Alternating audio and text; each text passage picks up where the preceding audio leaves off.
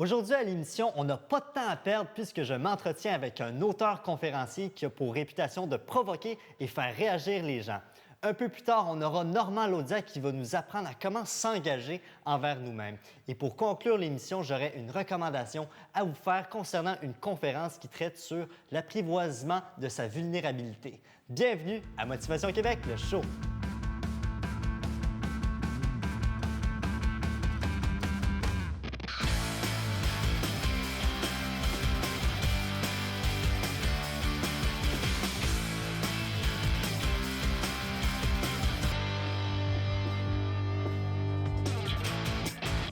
Surnommé le gentil distributeur de coups de pied haut derrière, mon invité d'aujourd'hui ne se cache pas pour dire tout haut ce que certains conférenciers pourraient penser tout bas. Avec le lancement de son livre intitulé « J'ai pas de temps à perdre et vous », il invite les gens à se questionner et à penser à l'action afin de s'épanouir professionnellement et personnellement. Jean Nadeau, merci d'accepter l'invitation. Merci à toi de m'accueillir sur ton show. Bien, ça fait plaisir. Arrivé tout droit de Québec. Oui, j'ai pris la route ce matin. C'était assez important pour que je prenne la route pour venir te voir et retourner tout à l'heure. Bien, merci beaucoup, Jean. C'est très apprécié. Écoute, ça va bien tes affaires? C'est déjà la deuxième entrevue que je te fais en même pas 6 mois.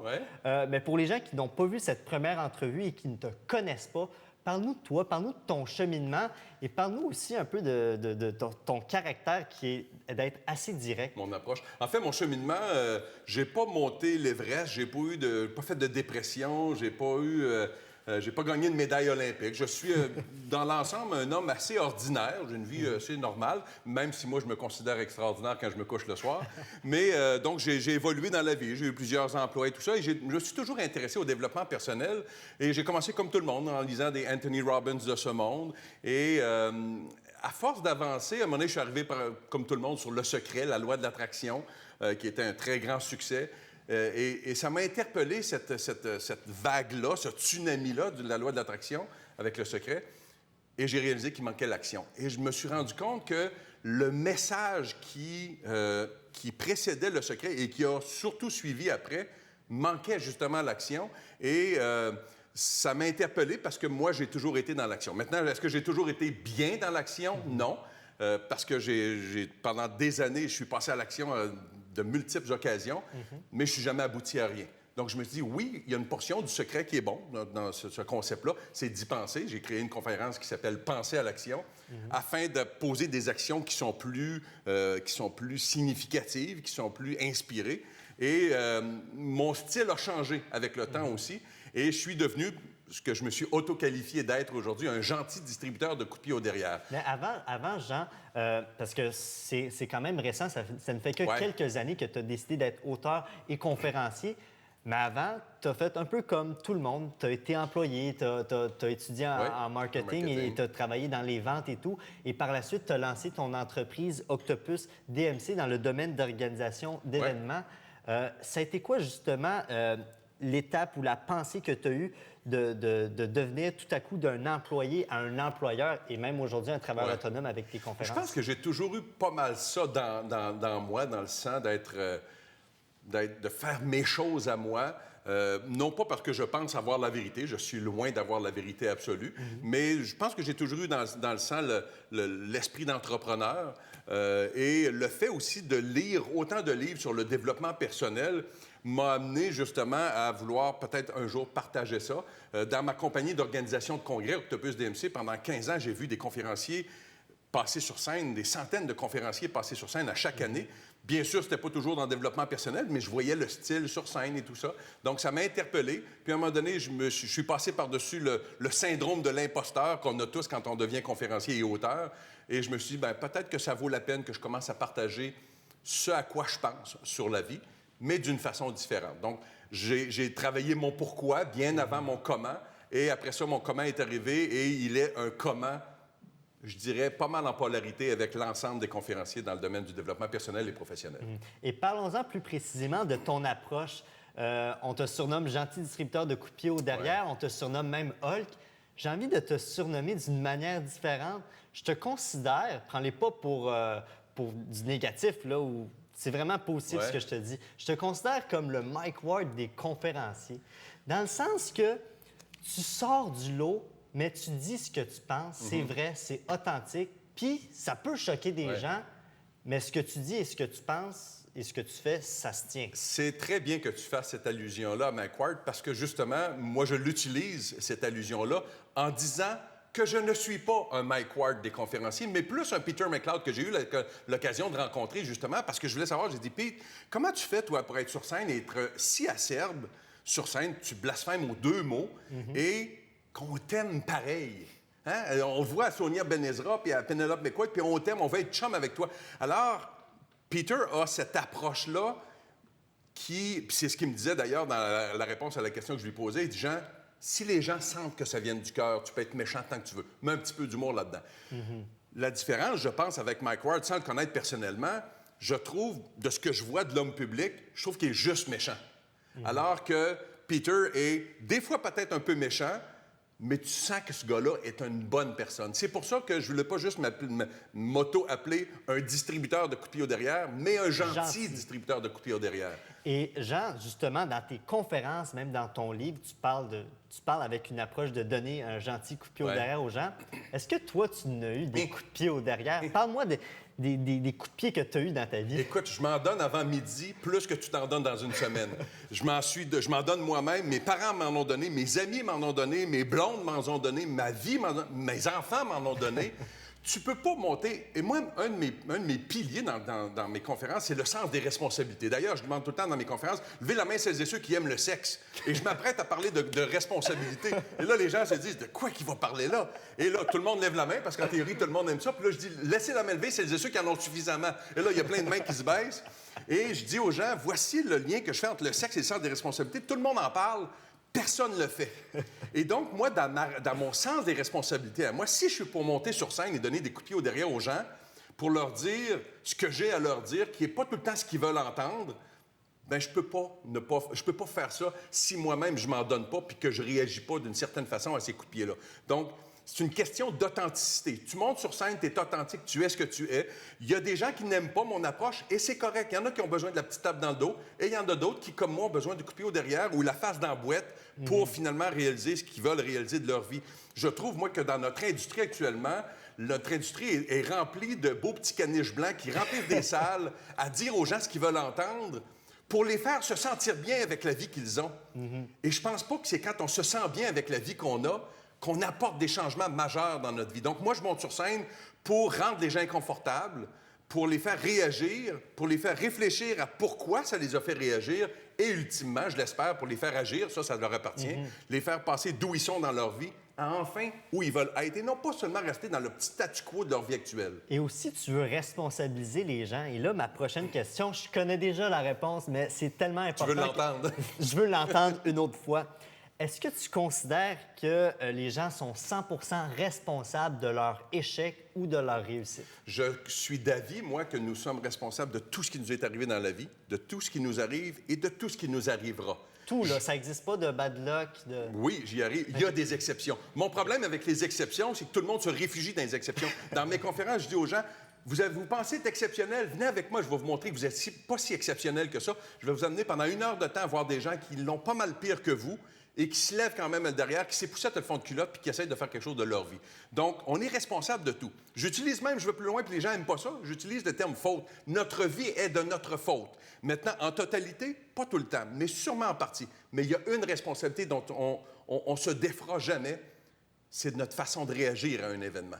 Et ça, quand j'ai donné la conférence devant les gens pour le lac Mégantic, 750 personnes au Centre des congrès de Québec, mon message d'espoir à moi, il était là, de dire aux gens de lac Mégantic, ceux qui restent, les survivants, bien, vous n'étiez pas responsable de l'accident, vous n'êtes pas responsable d'avoir perdu des êtres aimés, mais il vous reste une responsabilité à vous, à un moment donné dans votre vie, et c'est de votre façon de réagir. Et je pense qu'il est là le message principal du sens des responsabilités et de l'accroissement personnel, de l'épanouissement personnel. Ça commence par ça. Et votre outil principal, c'est votre miroir. Regardez-vous dans le miroir puis dites-vous les vraies affaires. Il n'y a pas personne qui l'a fait à votre place. Je prends souvent l'exemple du poids et j'ai écrit un article qui s'intitule « Gros par choix ».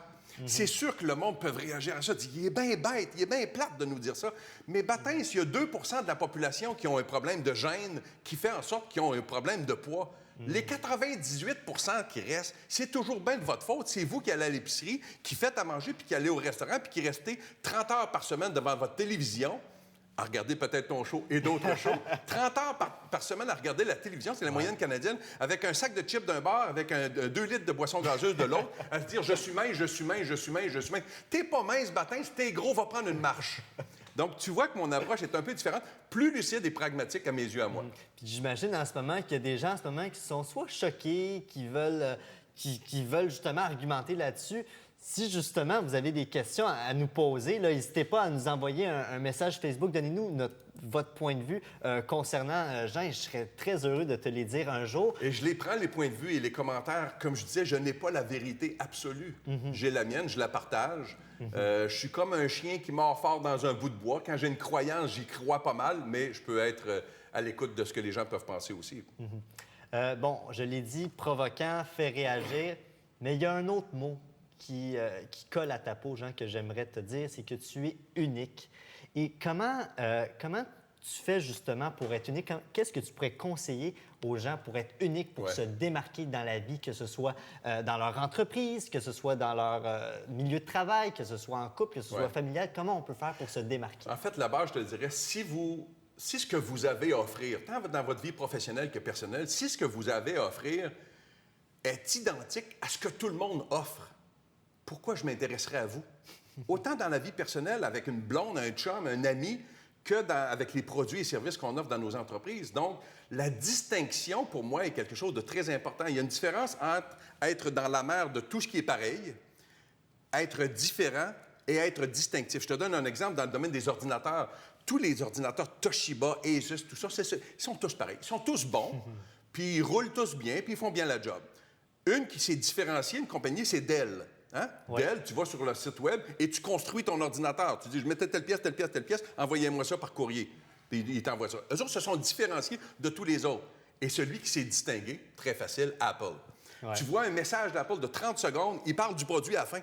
Il dit, oh, by the way, je suis en train de vous parler du iPad. Mais tout le reste avant, c'est sur le pourquoi de leur produit. Eux se sont distingués. Je pense qu'on peut faire ça dans notre vie personnelle et professionnelle. Exact. Puis il y a quelques semaines, j'ai fait la recommandation d'un livre qui parlait de l'histoire de Steve Jobs.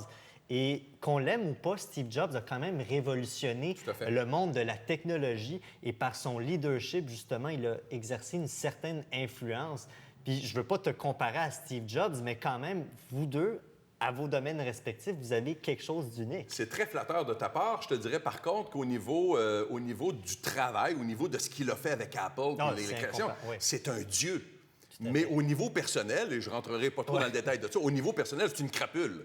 C'est une crapule qui a enfiroipé, pour ne pas prendre d'autres mots, ses partenaires d'affaires, qui a eu des enfants qu'il n'a pas reconnus. Donc, au niveau personnel, c'est pas un modèle à suivre. Faites attention aux idoles que vous prenez dans la vie.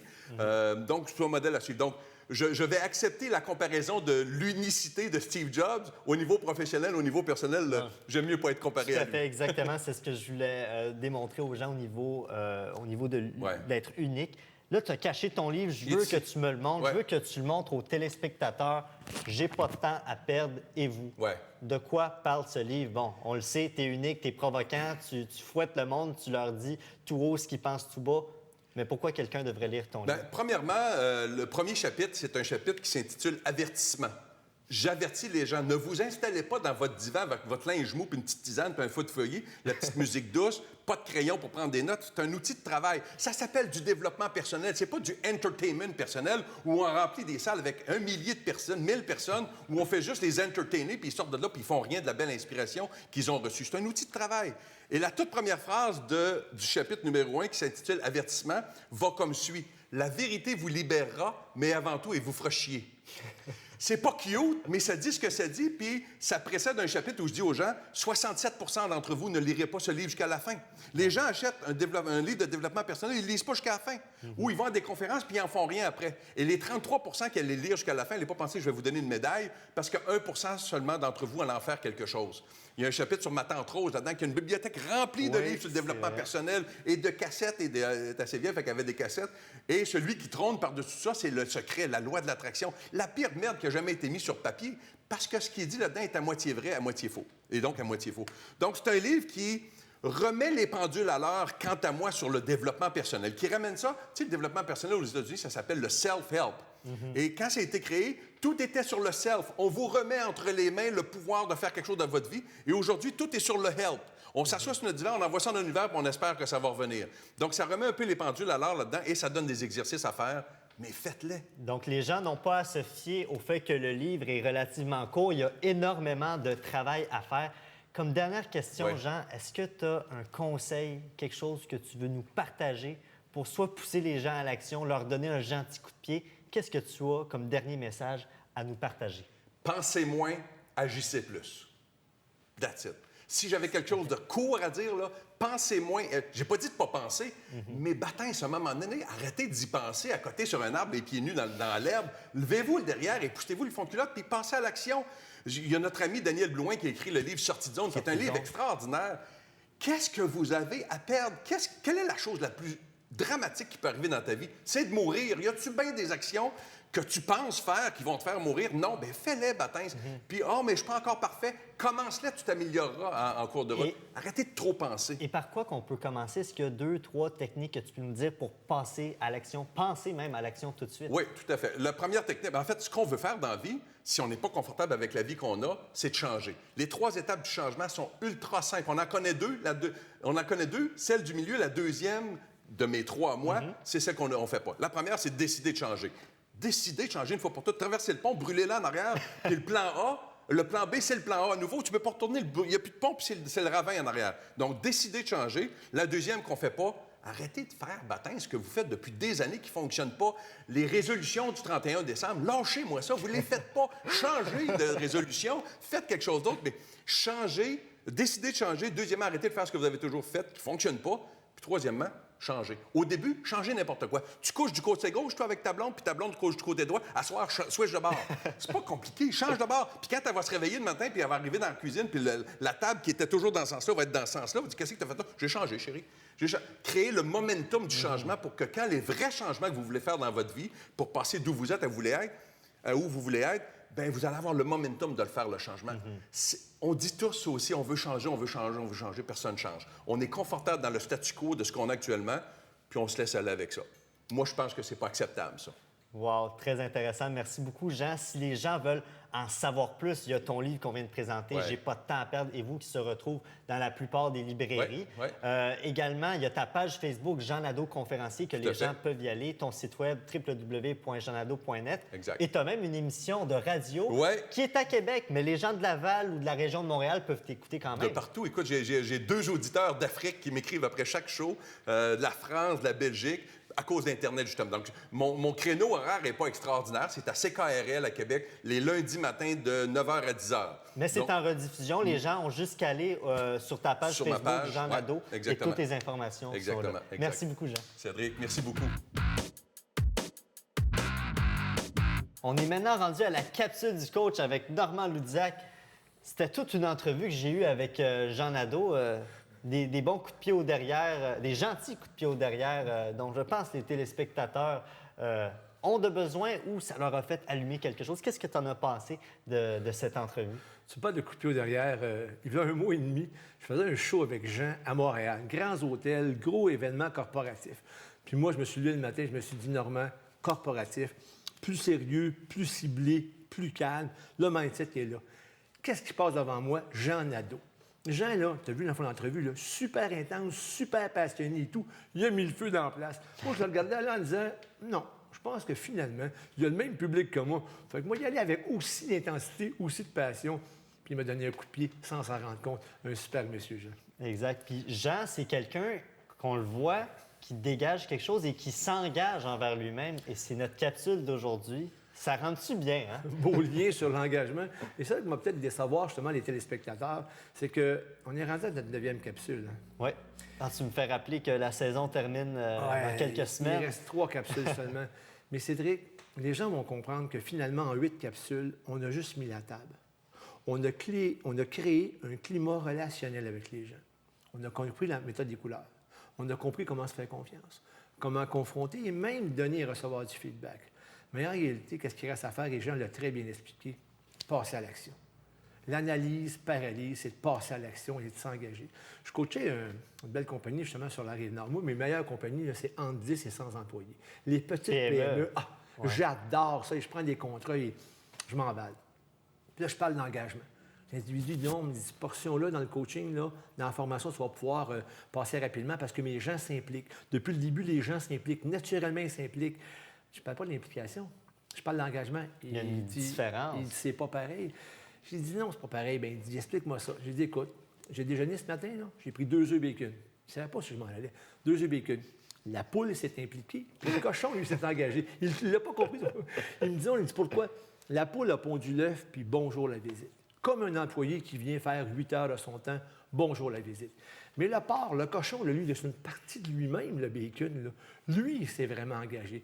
Et là, on voit la différence de l'engagement. Et autant dans les relations personnelles, conjointes, là, on s'engage. Quand on regarde, là, l'enfant, on dit, écoute bien, là, on a créé un climat relationnel, là, mais je m'engage.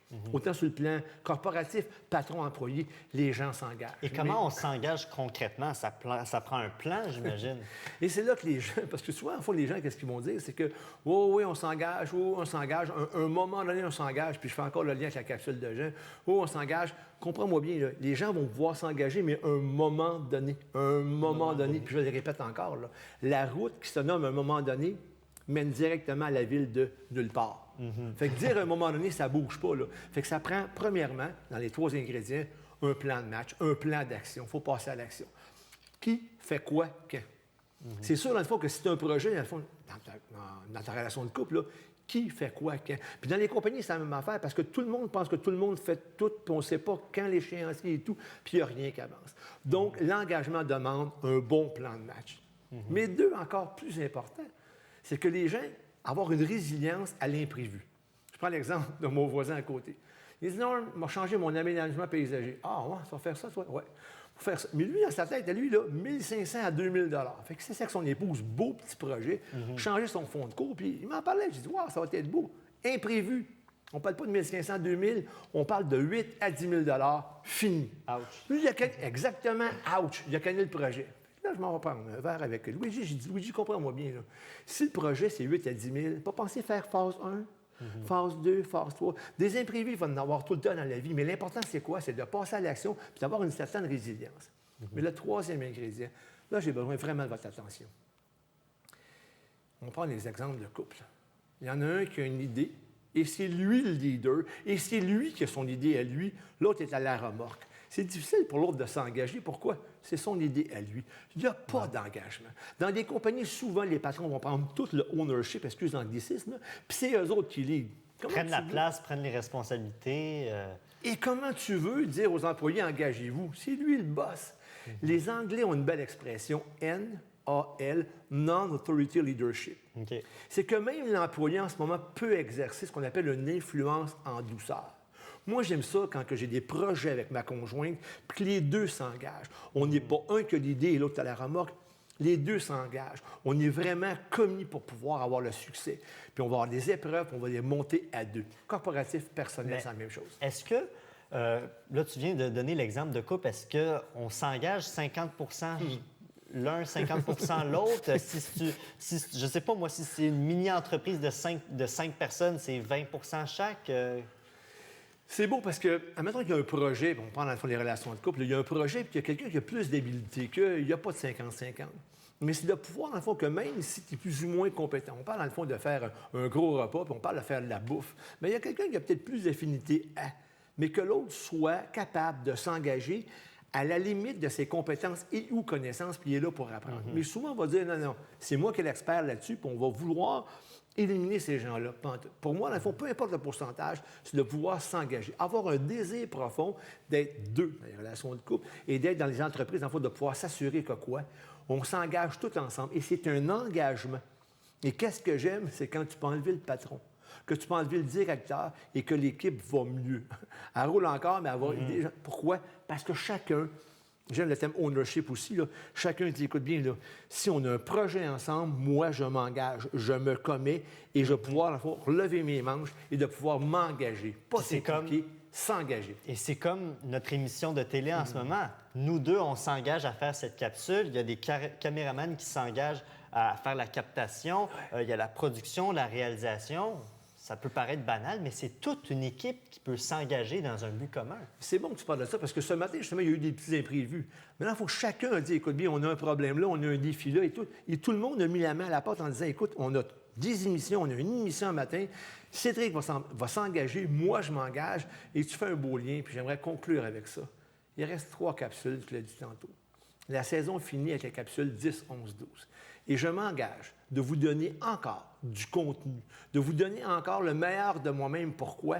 Le feedback que j'ai des gens par email, les gens m'écrivent, puis ils me disent, Normand, on n'a pas compris ça ou bien quoi. Fait que les gens voient qu'on a du contenu vraiment qui développe la relation d'aide. Moi, je m'engage à faire du contenu 10, 11, 12. Merci, Normand. L'émission d'aujourd'hui tire à sa fin, mais avant de vous laisser, chers téléspectateurs, je vous avais promis de vous recommander une conférence qui va avoir lieu le 28 novembre prochain à 19h à Montréal. Au moment où j'enregistre cette émission, le lieu n'est pas encore connu, mais je vous invite à vous rendre sur la page Facebook Martin Pelletier, conférencier. Vous aurez toutes les informations et cette conférence s'appelle « Mise à nu ». Attention, il n'y a personne qui va se déshabiller, mais c'est vraiment une émission concernant l'apprivoisement de sa vulnérabilité. Et les 2 vedettes de cette conférence sont, comme je vous l'ai dit, Martin Pelletier et Jean-Marc Paquin. Martin Pelletier, c'est un conférencier qui est axé sur le bonheur et la persévérance, tandis que Jean-Marc Paquin, c'est le propriétaire de Synergie Concept, qui est une entreprise de coaching via l'approche de la programmation neurolinguistique qu'on appelle communément la PNL. Et cette conférence, si vous êtes habitué à aller à des événements, des conférences où vous êtes assis et que vous ne faites qu'écouter, ce n'est pas le genre de conférence que je vous recommande parce que c'est une conférence vraiment axée sur la participation des gens. Et les 2 conférenciers invitent plusieurs personnes à travers des discussions et des activités à vous faire sentir plus fort dans votre quotidien. Donc, je vous dis, c'est un rendez-vous à ne pas manquer. Si vous voulez tous les liens concernant cette émission, elle se retrouve sur la page Facebook de Martin Pelletier et vous pouvez vous procurer vos billets directement sur la page Facebook de Martin Pelletier, comme je vous l'ai dit. Pour vous laisser, chers téléspectateurs, sur une note positive encore, j'aimerais vous citer cette fois-ci un Indien qui s'appelle Prajnapada, excusez-moi de son nom, qui dit « Évitez de trop penser, voyez seulement le présent et agissez, c'est la clé d'un comportement vrai et positif ». Sur ce, si vous voulez revisionner nos épisodes de Motivation Québec le show depuis le tout début, je vous invite à vous rendre au www.tvlaval.com ou au www.motivationquebec.com et n'oubliez pas de donner un j'aime à la page Facebook de Motivation Québec ainsi qu'au compte Twitter MotiveQC, MOTIVQC. Sur ce, à la prochaine tout le monde.